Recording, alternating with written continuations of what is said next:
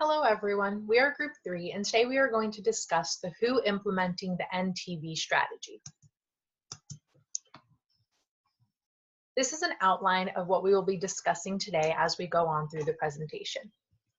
Let's first start off by getting to know our country of focus, India. It is the 7th largest country by area and the 2nd most populous with over 1.2 billion people. It has the 6th largest economy with a GDP of 10.385 trillion. It is a parliamentary republic with a multi-party system, and in terms of its health status, we'll look at their infant mortality rate, which is 32 per 1,000 live births. Worldwide, TB is one of the top 10 causes of death and the leading cause from a single infectious agent. In 2017 alone, there were over 1.3 million deaths caused by tuberculosis. India, however, has the highest burden of TB, accounting for about 27% of all cases. The incidence of TB in India is 2.79 billion, and the incidence rate is 211 per 100,000. 40% of the Indian population is infected with TB bacteria. However, a majority is latent disease and not active. This is a graphical representation of tuberculosis cases in India from 1999 through 2011 and compares incidence, prevalence, and death rates. As you can see, incidence has the least rapid decline and started declining after 2005. Prevalence has decreased and showed the most rapid decline between 2001 and 2010. Death rates have been high among many years, but started declining as well in 2006 onwards. Just some quick recap about what tuberculosis is as a disease and what it means to us. So it's most commonly caused by Mycobacterium tuberculosis, and it is an airborne disease. There are several risk factors that can contribute to the infection of TB, and it can manifest as either primary or secondary disease and even have extrapulmonary manifestations. Diagnostically, it can be found with chest x-ray, sputum studies, PPD, quantiferon gold, to name a few. And the treatment is currently RIPE therapy. So what about the TB burden and how can we tackle it? On the right, you can see a timeline showing from the beginning in 1994, the first protocol that was put together by the WHO, and that's known as the DOT strategy. Later, the RNTCP was started in 1997, and it basically expanded across the entire nation through about 2006 and used and took from these WHO DOTS protocols. In 2006, we have the WHO Global Task Force Management, and then what I'm going to be talking about next is the WHO implementing the NTB strategy, and that started in about 2015. So the World Health Assembly established this policy in 2014, and it was basically made to achieve a health-related target under the UN Sustainable Development Goals 3 that called for ending the TB epidemic. The vision of the NTB strategy is a world free of TB, and the goal is an end to the global TB epidemic. The strategy is based on 3 pillars and 4 principles, as outlined in this diagram. First, we'll discuss the 4 principles as this relates to the healthcare goals of the policy. Number 1, government stewardship and accountability with monitoring and evaluation. This basically says the government needs to create a support mechanism that actively involves TB-affected communities, patients, and healthcare workers in responding to the TB epidemic. Number 2, strong coalition with civil society organizations and communities. This is having representatives from TB-affected communities distribute information and provide education and support to patients as well as their families and provide further research and advocacy. Number 3, protection and promotion of human rights, ethics, and equity. This will try to eliminate violations to human rights that would otherwise affect the quality of care and prevention. Number 4, adaptation of the strategy at country level with global collaboration. This means that we take local evidence by countries that set their own national targets because of their national circumstances. Then we mobilize these resources and we move to a global coordination. Financing the End to TB strategy is a collaboration between the Ministries of Health, Ministries of Finance, as well as external donors. The estimates are determined at a local level because each nation has their own starting points as well as timelines. Some of the tools outlined by the WHO are the WHO TB Planning and Budgeting Tool, as well as the One Health tool. Next, we'll go into the delivery of health, and that basically is from the 3 pillars outlined in the strategy. Pillar number 1 is integrated patient-centered TB care and prevention. This builds on the WHO DOTS strategy and involves participation of the social sector, civil society, and the community. It focuses on patient-centered care, all with educational, economic, emotional support provided to get the right diagnostic course and treatment if necessary.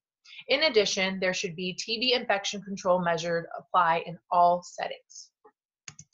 Pillar number 2, bold policies and supportive systems. This basically says that there should be government stewardship, political commitment, and enhanced resources in order for this all to come together and make it happen.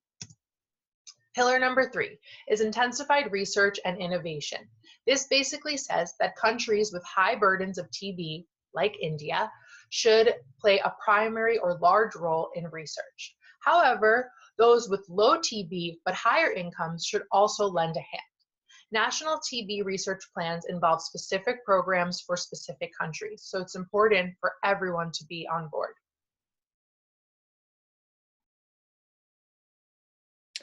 In response to the End TB strategy, India began the revised National Tuberculosis Control Program. This was started in 1997 and is based on the World Health Organization recommended directly observed treatment short course strategy, or DOTS. The goals are to decrease mortality and morbidity due to TB and to decrease TB transmission rates. The objectives are to achieve a sustainable cure rate of 85% or more among new sputum positive patients and achieve a case detection rate of 70% or more of new sputum positive patients. DOTS is comprised of 5 main components. First, constant political and financial commitment in order to ensure adequate resources and political support for the program. Secondly, use sputum smear microscopy for more reliable results. Third, implement direct and supportive observed treatment by having community health workers ensure that the right drugs are taken at the right time for the entire treatment duration. Fourth, there needs to be regular, uninterrupted supply of high-quality medication for all TB patients, regardless of insurance status or any location or any barriers. Fifth, RNTCP needs to keep track of all patients throughout the duration of the program in order to monitor program success and determine areas for improvement. Phase 2 was initiated in 2006 when full nationwide coverage by the RNTCP was achieved. This included the goals and the objectives of Phase 1. However, they also added additional attention to the problem of TB with comorbid HIV, multi-drug resistant TB, and missing cases in the private sector. What I mean by this third point is that 1/3 of the world's missing TB cases are attributed to India, and nearly 1 million of these missed cases are managed by the private sector. That's why they need to have more focus on this area. So in terms of the advantages of RNTCP, as of December 2011, 8 million symptomatic patients have been screened with the use of GeneXpert machines across the country, and these are machines which assist in rapid TB detection and also detect the presence of rifampin resistance. This has resulted in 70% new sputum positive detection rate. 13.8 million patients are on treatment.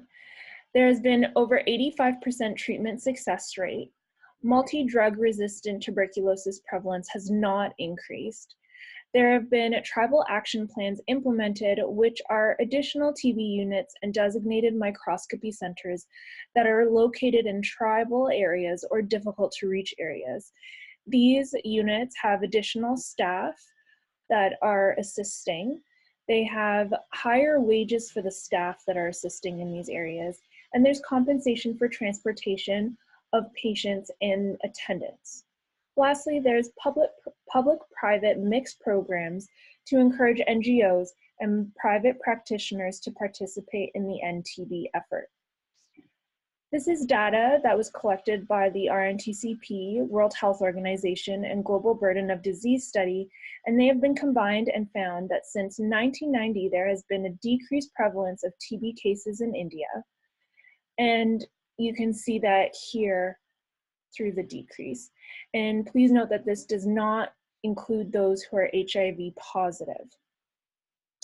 As you can see here, the TB-related deaths have also decreased since 1990. And again, these do not include those with HIV. Now, in terms of disadvantages of the RNTCP program, 46% of patients are not notified to RNTCP and are therefore missed. This is especially problematic in urban centers as they largely use the private sector. Also, the poor are at higher risk of contracting TB and are also at risk of being missed by RNTCP because of their low literacy levels, low income levels, and poor knowledge about the disease and services available to them via RNTCP. Some studies have also suggested that RNTCP facilities are not patient-friendly, so patients shift from RNTCP to NGOs, and if these NGOs do not use World Health Organization approved treatment regimens, the patients do not recover properly. Here you can also see one other thing that RNTCP needs to work on is the incidence of TB since 1990 has not had a significant decrease and is still considered very high. So this is something that they need to work on as well.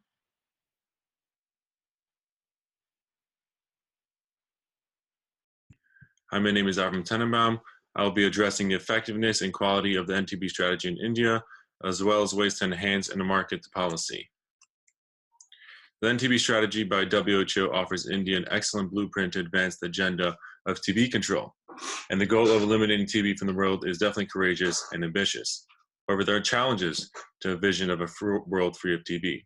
The RNTCP has struggled to develop strategies for tackling the key social determinants that drive the epidemic in India. About half of all cases of active TB are estimated to be attributable to undernutrition. Tobacco smoking is strongly associated with high risk of TB mortality, where smokers are counted for 66% of males who die from TB in India. So we also need an increase in funding, where there was an anticipation of a tripling of the budget for the period between 2012 and 2017, which did not occur. And India currently spends approximately 1% of its GDP on health, which is one of the lowest in the world. So can India go from rhetoric to real progress? To reach the NTB strategy milestones, TB incidence decline rate will need to accelerate from 1.5% to 4 to 5% per year by 2020. And at the current rate of decline, TB elimination by 2050 is nearly impossible. Also, funding gap of $2.3 billion for TB implementation in 2017 and over $1.2 billion per year for TB research. And DOTS does not seem to be very effective in interrupting TB transmission. And also, of the 9 million TB cases in 2013, India alone accounted for 25% of the cases. It also accounts for 1 of the 3 million missing cases of patients with TB who either not diagnosed or not notified. So what are some strategies to enhance and market the policy? So RNTCP will need to modernize its TB standard of care and control system, where now it relies heavily on antiquated approaches like smear microscopy. It also needs to scale up rapid molecular diagnostics such as GeneXpert. It also needs to make drug susceptibility testing more widely accessible and switch daily drug regimens. We also need better and safer drug regimens to shorten treatment and an effective vaccine to prevent the disease. Also, India faces specific challenges around private providers of tuberculosis care. It also needs to seriously tackle the key determinants of TB, especially poverty, undernutrition, migration, aging populations, and tobacco smoking, which are all clearly linked with TB mortality. Another strategy is digital health and TB response. We need to scale up the TB response through information and communication technologies, where the potential of information and communication technologies to combat TB still remains largely untapped. And through technology, it can be implemented in all 3 pillars of the TBN strategy. You can see here in this figure how in each pillar technology is being implemented Another strategy is engagement of communities, civil society, organizations, and all public and private care providers. We also need to scale up of public-private mixed approaches and promote international standards for TB care. We also need innovative public-private partnership models. There was a pilot project where private providers use mobile phones to notify TB cases and ensure that patients receive free and appropriate treatments through e-vouchers. And by doing this, they're bringing previously unreported privately treated TB patients into the light of public health services. You can see in this chart how using mobile phones in developing countries and throughout the world is rapidly increasing and projecting to be 65% in 2020. We can see here how the pilot program and this incentive program was used, how it exactly occurred in a step-by-step fashion here. And through this program, the case notification tripled, as we can see in this chart, it tripled from 2013 to 2015. Another strategy is by working collaboratively with and through communities to address issues affecting their well-being, enable communities to be self-advocates, and engage non-governmental organizations and civil society organizations in community-based TB activities, where action in the community is therefore essential in TB response. And we can see in this figure how the engaging the community in other countries made impacting effects for the TB, where 8 million population covered with community-led access TB services in project areas, 4,000 TB patients newly identified and treated in 2013 to 2014.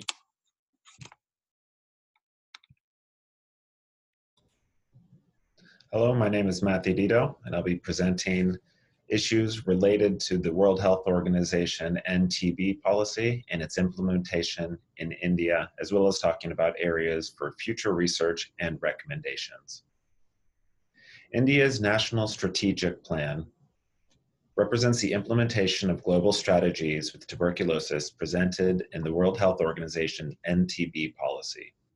In this section, I will illustrate some of the challenges that India is facing in its implementation of the World Health Organization goals with the national plan. India carries the highest burden of TB cases in the world, and they have made impressive commitments to transform policy into action. There are some noteworthy issues that India still faces, as there is an inevitable lag between practice and policy. The first is adequate resources for implementation of the national program. India depends on financing from international and national resources. Coordinating resources from multiple groups can be challenging and result in duplication of efforts and missed opportunities. The other BRICS countries that are also involved in the WHO's implementation of the NTB policy have adapted their health programs to fully domestic funding, while India has yet to accomplish this. A second challenge is for India to expand the use of new tools. For example, bedaquiline and delamanid are relatively new medications that are employed in the treatment of drug-resistant TB. Also, molecular genetic testing is replacing sputum smear microscopy as the standard for diagnosis, but is not widely available in India yet. Third, there is not enough interaction and engagement between the private and public sector. There is a 40% difference between the number of estimated and detected cases of TB. National sales of tuberculosis medications provide evidence that there are a significant number of TB cases that are managed in private facilities but are not reported to the health authorities. Fourth, there are significant underlying social determinants of health, like poverty and smoking, that influence the TB rates. Further research and efforts are needed in the public health area. Recent pilot studies in undernutrition and the effect on TB have shown that allocation of funds for nutrition can have significant impact on transmission and adherence to treatment. In 2016, $90 million were allocated for nutritional support, and they saw significant benefits as a result. Finally, India must allocate more resources to research so that policy decisions can be based on evidence at the local and national level. Also, economic efficiency is gained by having medication and diagnostic tests in the research and development pipeline, decreasing the need for international aid and costly licensing. Opportunities for the future depend on India's ability to meet these new challenges while continuing to provide support for the national program. The United Nations recently met on September 26th to convene the high-level meeting on tuberculosis. This represents the greatest opportunity for collaboration and teamwork to address the global burden of TB. The theme for the meeting was United to End Tuberculosis, an urgent global response to a global epidemic. While we have yet to see the effect of the decisions made during the meeting, there are specific steps that can be taken to meet the challenges that India faces. The first is to increase access to the molecular tests. Diagnosis by molecular tests, such as the Expert System and Line Probe assay, are more reliable and cost-effective in the long run. Countries such as South Africa, Brazil, and Russia have implemented these tests as first line for all suspected cases of TB, while India reserves their use for at-risk populations, such as those with HIV. A second area for improvement is with medication. India still recommends intermittent medication 3 times per week, despite official guidelines calling for daily fixed-dose combination medications that have been shown to increase compliance and follow-up for adults and children. Also, drug sensitivity tests are not widely implemented. Other countries have shown that replacing empirical treatment with sensitivity testing for all confirmed cases creates significant gains in cost and effectiveness. This can be combined with expanded guidelines for the use and application of bedaquiline and delamanid. Third, India should continue the process of decentralization of primary care. Current World Health Organization recommendation is that routine hospitalization is not required, but instead should be based on the clinical condition of the patient. India currently requires 15 days of hospitalization. Another change is for nurses to be allowed to initiate tuberculosis treatment. This is successfully employed in other countries, yet India requires a physician's approval.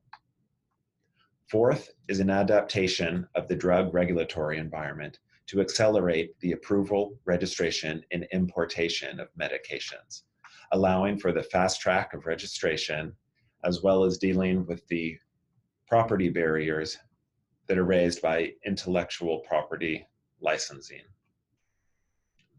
Finally, taken together, these steps can work synergistically to assist India in meeting the objectives and goals of the End TB policy and bring the global community to the brink of truly eradicating tuberculosis. Thank you.